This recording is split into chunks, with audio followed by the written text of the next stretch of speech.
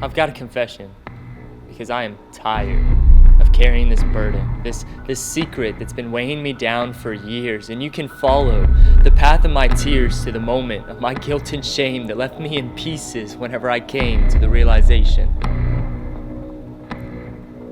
that I killed Jesus.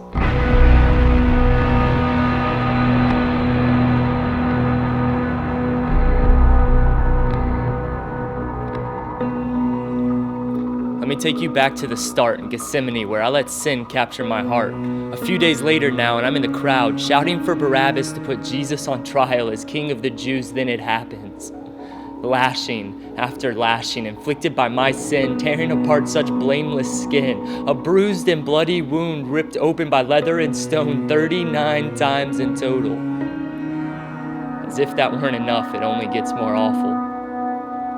A cross carried by an innocent man, so heavy with my afflictions that he could barely stand, nailed to the tree and crowned with thorns by my lust and anger, fighting for breath hour after hour while being attacked by insults poured on by the crowd's doubts that Jesus truly was the great I Am, whose side was now pierced just to prove he was a dead man, upon which the grounds shook and the curtain ripped, leaving the guards to say, surely this was the Son of God.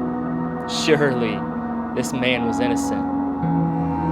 Murder in the first degree. Jesus was killed by me. A terrible truth that I've always overlooked, believing I was better than that crook named Judas who turned him in, overcome by the temptation to worship false gods like greed, but I do the same thing. Acceptance, culture, lust, popularity, social media, education, me, all things that nailed Jesus to that cross and held him there, carrying the burdens that I could not bear, falling short of the glory of God. For the wages of sin are death, wages that were supposed to be covered by my last breath. Instead, the spotless lamb that death had overcome when Jesus said, "It is done."